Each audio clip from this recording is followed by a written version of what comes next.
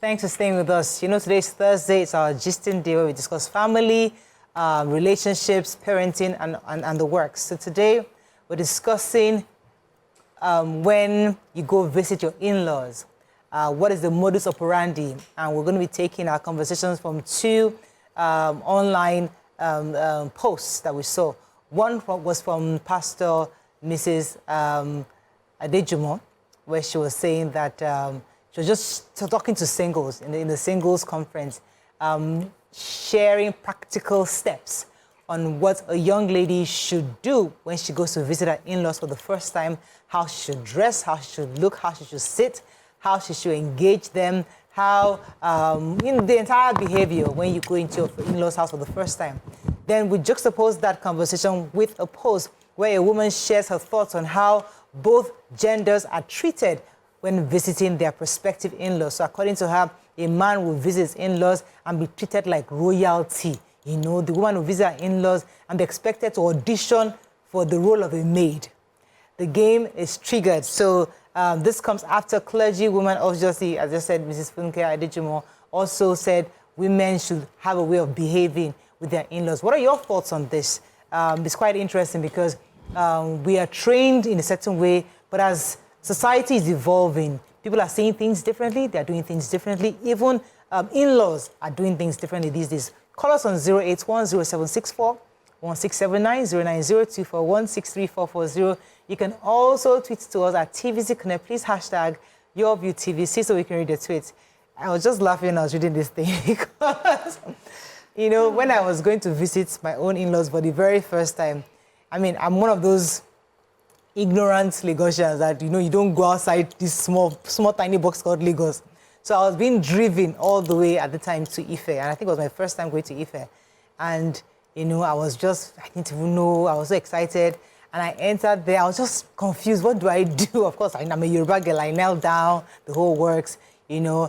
And I wasn't sure if I should go into the kitchen, so I was just doing the whole, go to the kitchen, try to help her. And they said, don't worry, just stay in the living room. We're not asking you to, you know. I was just trying so hard because I spent the weekend over there, you know. And I'm not a kitchen, so when we're doing the gunyo thing, I just stayed and I tried to help them. And I tried, and I was just awful at it. They said, don't bother, we'll just do it. So I just stood in the kitchen. I didn't go and sit in the living room. I stayed there with the kitchen. And it was just an experience. Of course, when I got home, my mother was questioning me. So I tell me, what happened as you enter? What did you do? What was the first thing? Like, she wanted to know every step I did, every step I took.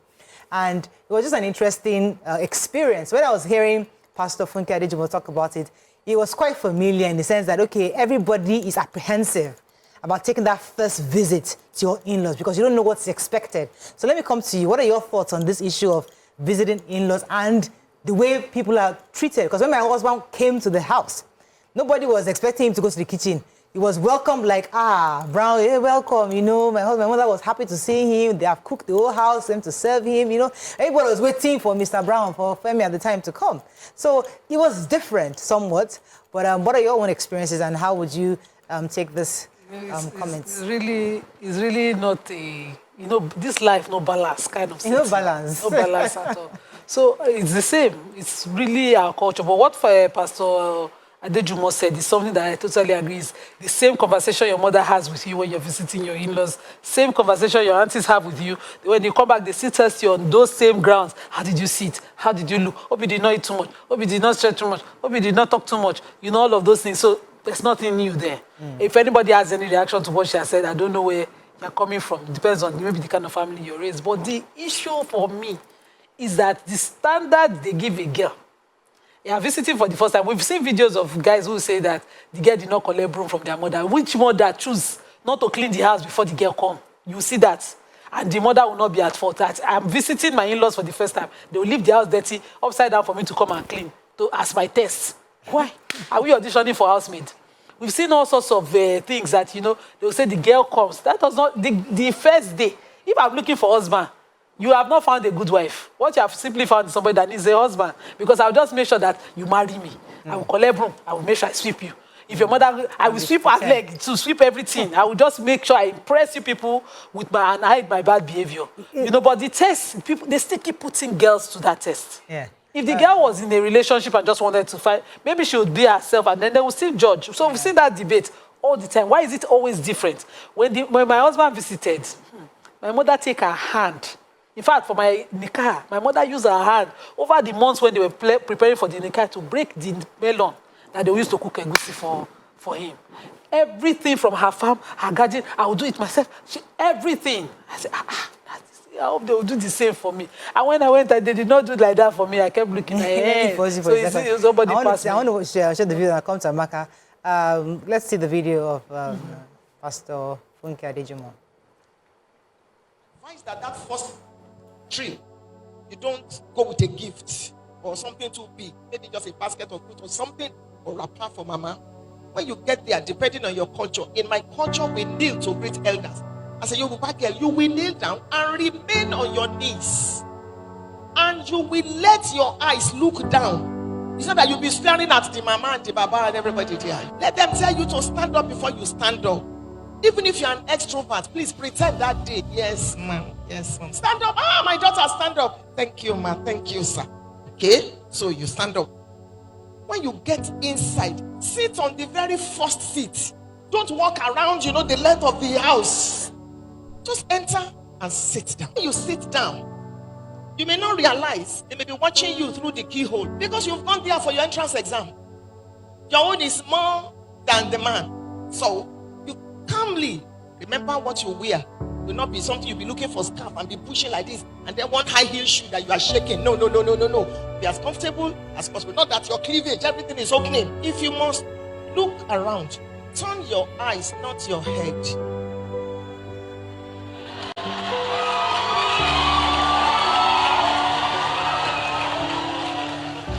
Turn. Be calm, and all that. If they ask you any question, answer briefly. Where are you from? Well, you're in Anambra State of Nigeria. It's just, as calmly as possible. If they are discussing or the TV is on, don't open your mouth and say, you see Obasanjo? Oh my God, Shh. See Tinubu now. I voted. Did you vote that day, Mama? I know you will not finish food if they serve you, but please, if the meat is tough, don't pull it. Just leave it like that. And make sure that no oil spills on your dress. As soon as you finish eating, I know you won't finish everything, just a little. Even if you're hungry, go and drink garri when you get home. But, just carry your plate. Make attempt to pack. My dear, leave it. Housekeepers, no, ma. Thank you, ma. Thank you, ma. Just be looking down. Just be. Am I pretending? No, I'm being diplomatic. Carry the plate, you go to the kitchen, you wash. Yes, you wash the plate. Some of you go to your boyfriend's houses and you wash plates there. So we're talking about your in-laws now. Singles will meet again. All right, so these are conversations many aunties and mothers have in private with when you're going to, but because it's out in the open, it now sounds different. Let me come to Maka. What are your thoughts on this? I know you felt that it's like pretend, you said. So I'm a huge believer of the fact that you don't go anywhere without bearing a gift. Even when I came here for my audition, I came with a gift because there's an adage that says gifts opens up a way for a man. Very important. It softens the ground. So I agree with some of the things she says, but I disagree with a lot of things that she said. One being that you should learn, she used the word pretend. We should learn to draw a line between being diplomatic and pretending. You're going for, when you're going to meet your in-laws for the first time, it's like an audition, both for male and female. I don't believe, it's like going for an interview. I don't believe you should present a part of yourself that is not true. Because when you start the job, just like an interview, you say, oh, I work under pressure. You now tell you that there's a campaign coming up, you have to be closing at midnight. You now say, but it's not possible. Then you don't know how to work under pressure. That means everything you say in the interview is wrong. So it's important to present the best part of yourself, but let it be the best part of yourself that is actually true. I disagree in her saying that, oh, when you're eating, you have to make sure you don't spill on yourself. Every normal, decent human being knows not to spill on themselves. But then if it happens, it happens. Sometimes when you're trying too hard, you make mistakes. I just believe that every well-cultured woman or man, well brought up and trained, when you walk into a place, this is Africa, where you have elders, you kneel down, you greet. Even if you don't kneel down, you genuflect. You show the sign of respect, right? That's a well brought up person. how you dress when you're going somewhere, when you're going to church, when you're going to the club, the way you dress differs. So I expect someone that has common sense to know how to dress to visit their in-laws, right? And then, if you want to eat, please eat your food. Like I said, sometimes you make too much rules where there are no rules. And if you like to have good conversation, don't go because you're auditioning for a role of wife or husband. You get somewhere and then you start acting timid. Please don't do that. I love great conversationalists. I love people that are intelligent. When you come to a space, even though you're not talking too much, but then answer with confidence. Show that you're a confident person. I don't want a man or a woman that's going to portray that they're not confident. Then what are you going to pass on to my grandchildren? What do you want to teach my grandchildren? That's an interesting way of looking at it. Yes, these days we're trying to empower women and push for women equality and gender. So why do you want a young girl to come to your home and be timid just to please you? That's a no-no. It's either they like you or they don't. And if they don't like you, it's okay. There are 1 million and a trillion. Baka, you're agreeing and disagreeing. Yes. She has already said that. Yes, I said I agree with some of the things she said. No, but even the things you said you disagree. Like, you said when you eat, you need, if it happens, you know better than to have to... But mistakes happen. To find yourself where you're cleaning up. Yeah, but then mistakes happen. Are you going to clean yourself? But you're not timid when you're careful. You need to be careful. You just have to be. It's your first impression. Yeah, being timid and being careful, they are two different things. When even if you go out on a date with a man that is taking you home, I'm sure everybody is careful what they eat because you don't want to stain your dress. I'm just trying to say that be comfortable. That if it happens, you won't beat yourself up. Because you stained your outfit. Mistakes happen. Your in-laws should be able to even bring the cloth and water to say, oh, sorry, it's okay, clean yourself. You should be, you're being married into a home. It's not a military. Let me come to YK. What are your thoughts on this? I wanted to say, there's this play that I've been watching. It's a soap, and it's called Another Worst Marriage. And the girl, before she entered the house, she was friendly with everybody. She was pretending. The minute she entered, the kata she has caused. She has caused kata. She's fought from the mother. She has slapped the mother. She has slapped the brother. Oh, she's just a horrible. So, my own advice is to the in-laws. Please, beg your daughter-in-law to be herself the minute she steps into that house. Because if she doesn't show you her true color, this one is even personal to me, but I will use code. Because me, I was a normal... Fela's daughter, don't worry, we know. I wasn't Fela's daughter. I was a normal human being who I would greet. If I had to kneel down, I would kneel down. But there were no airs and graces. I didn't pretend to be who I wasn't.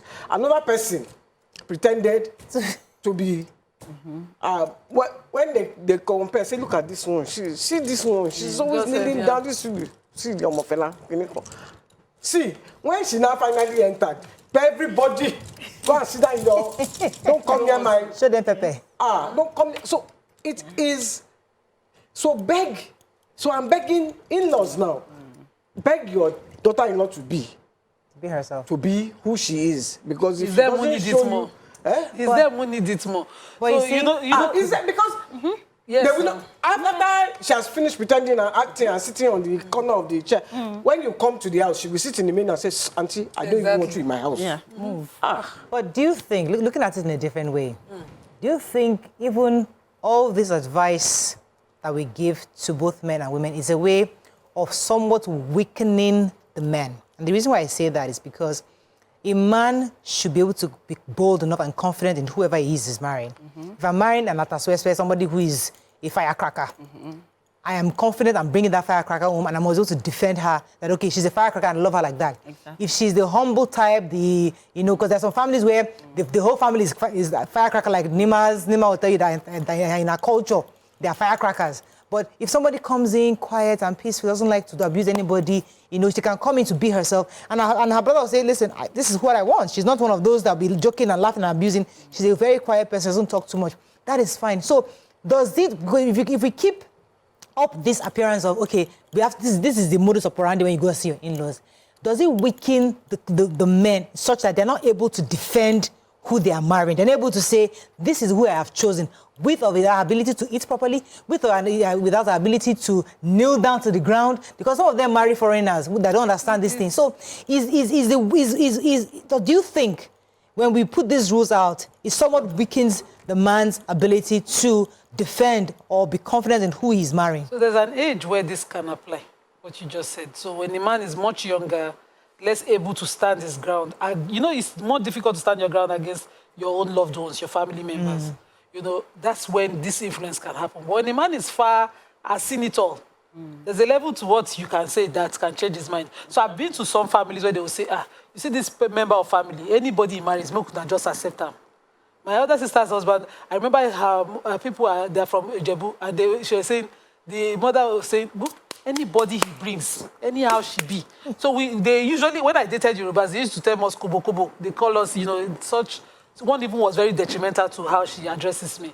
And I put the in-laws on test because I just felt, if I have to be on my toes all the time. I remember saying to the person that if I marry you, my kids will also have to be on their toes all the time. So this your parents' continuous standards. I can't keep up. You know, there's no point. I have tried, you know, when I come to the house, I don't kneel from my family where I'm from. I'm learning it every day. My parents, we hug, I don't know how to kneel. And you met me in my house. You never saw me kneel. I went to your house. I never saw your sisters when they wake up kneel, you know, and I saw them. Everybody came out that morning. I visited. Everybody walked past and I walked past. Nobody was kneeling to anybody. But when I left, I was being judged to not having knelt down. I was like, why is the standard double standard? If it is the culture of your family, everybody will be doing it. It will be natural for me to do. So one of my sisters married from a culture where every woman approaches the head of family, they are on their knees. In fact, because I was the one that escorted her home, everybody that came in, I saw all the women going on their knees. So my sister too was kneeling. After I knelt the third, I said, this 14 kneeling, I'm not going to continue. You are the one they marry, continue kneeling. You know, what you see is easy to follow. So the family might have a rule and tradition. It's okay. My in-laws, no girl kneels for anybody in my own in-laws' house. So it is wrong for them to expect it of me, who is also coming from a no-kneel culture. The problem I have is those double standards, where one mother will say, you know, as the matriarch, this is how I want you to behave. This is what I want you to put extra pressure. And when a man is not man enough at that time, he will think, oh, this person is looking out for me. They will keep telling you, it's our culture, we are teaching now to be a good girl. Eventually, they will destroy. If the girl truly loved you and you did not stand up, they will destroy whatever respect was left that the girl had for you.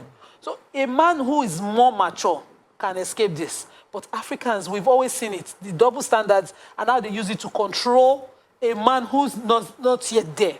Imagine that you're finding out later that all the culture they created was for your own wife. All the other wives, it was different culture for them. Okay, my own problem is, why are you put under tests? It's as if it is a favor for that man to marry me. He's doing me a favor.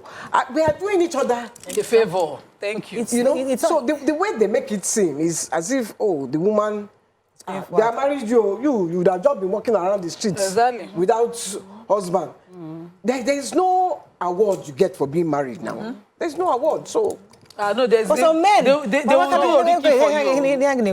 some men who go through tests because some men actually marry up. Yes. Into the married women that are successful, they have great jobs, great family, great pedigree. And when they come in, they go through the same scrutiny where they see, okay, this one, is he a gold digger? Does he have the capacity to take care of my child? Is he educated? So they also have their own, it's not all that get it very easy. Some of them actually go through a lot of hard tests. Yeah, so for me, like what Nyma said, aside from it being a maturity thing, I also think it also has to do with personality traits, okay? So some people are more confident in who they are. Some people can stand up to anybody because they won't just let you press them down, both male and female, okay? So if you're with a man, when you're dating a man, you should know the type of man that you're dating, whether he's young or old. Because there are some older men that also pushovers in terms of their family. They will always please their family over you, okay? So it depends on when you're dating someone or your choice in a man, you have to want to be with a man that can stand up for you, stand up for you as a woman, stand up for his immediate family. That's really important. Some women might want something different. You know, like I always say, people want different things. Some women like men that are timid because of whatever reasons. So it all depends on marry your type, marry your kind. I've always been an advocate of that. But then, secondly, when you talk about marrying up or marrying down, I also think it has to, in this interview is both ways. The same way people are trying to interview me, I'm trying to interview whether people are what me being. Look at the whole me, my family background, everything that I've achieved. At least I went to school. Yes. Yeah. At least I know my nose not go one side. Then I want to come and give you people children with pointed nose. Treat me nice, be nice to me. So it goes both ways. Yeah. It goes both ways. So you should actually go both ways. A lot of men actually feel also that they are being interviewed because they feel that the parents of their in-laws or their in-laws feel they are not competent enough to be their daughter's husband, either because of the kind of job they do. And I know somebody who he felt quite intimidated. He was marrying a girl with a wealthy family, and he was he's a lawyer. He was getting a decent job, a decent salary, and he was driving a very, very regular car compared to what she was driving. But he was quite intimidated going to the family because when he got there, according to what he mentioned to me, he said that when he got there, they were asking him if he had a domiciliary account. There are conversations about the conversation was with the brothers talking about something. They wanted to support him, but he has never heard of a domiciliary account. So he felt really little when he was leaving that house. I think it was deliberate. I think that is deliberate. Like I said, these things are based on some people's biases within the family. Except that it is the culture that they do to their children that they're asking of you. It cannot just be based on somebody's, okay, this is how I want you to bend neck. I remembered when my husband came, I saw how jittery he was when he sat with my dad. Every of our suitors, when they approached, sitting with because the conversations are tough conversations of how you've been to school, what your dreams are, how you plan your life, and all of that. It's not about, when you ask for domiciliary account, sure the person is doing Forex. The person is into oil and gas, where you think that they need a Forex account. Because he must be geared towards protecting and loving the girl. It's not any other thing.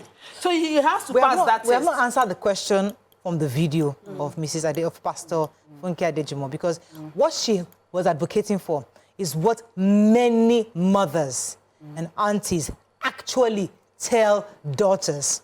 We shouldn't pretend because we are seeing somebody saying out there. Why are we not making look as if we have not heard it before? That it's totally wrong. Focused on the girl in that video. And focusing on the girl, I agree with some things. But if it's they put that, I will finish my food. I will finish my food. I agree that you just have to be prim and proper on your first visit because you're making a first impression. Now we're coming somewhere. All our mothers, I remember my auntie they will give you that. Let me now come to Amaka. Do you agree that very first your first date, impression is important? Do you have to be prim and proper? Okay, so it depends on your definition of first dates. No, first date to try and see the in-laws, not first date to the guy. No, not with the guy. Now, that's what I'm saying now. With the in-law. That's what I'm saying now, with the father and the mother now. That's why I said it depends on your definition of first date. Okay. Why do I say definition of first date? Some people date, and then they're always around their parents or whatever, right? And then maybe you've met the parents in a social setting, or maybe you've slept over in their house that is not really that meeting of the in-laws and stuff. Do you understand? I believe that before I go to that first visit of meeting the in-law, we'll have had informal meetings before we now have that particular, because I want to before we even get to that point that it gets serious that we're going for that presentation. No. Yes, now. No. So the thing is, usually even that social informal gathering is like, okay, your mom sees at home, you're stopping by. It's your first day going to come and say hello. They're going to be seeing you for the very first time. They heard that he has a girlfriend. But Amaka is giving us. There are different circumstances. So this one is the guy I dated before my husband. His mom came to visit me and meet me in my house for the first time. So are we really on the first date? So some arrangements where you have the girl and you've been family friends and you're married. You're not meeting your in-laws. They're announcing for the first time. So announcement is different from. So there are different circumstances. Okay, let me go on. Me, when I went visiting, I didn't used to talk. Me that I was a parrot. You see, why did you not talk? You wanted to make a first impression. I wasn't making a first impression. I was just pretending to be who I wasn't. That's the same thing. Which is what we are saying now. That pretense is not cool. When I was kind of making the impression, I scatter everything. Because you make mistakes. I wasn't cooking in my house. When I got to Ife, I went to the kitchen. Me that I know my kitchen, I don't enter kitchen.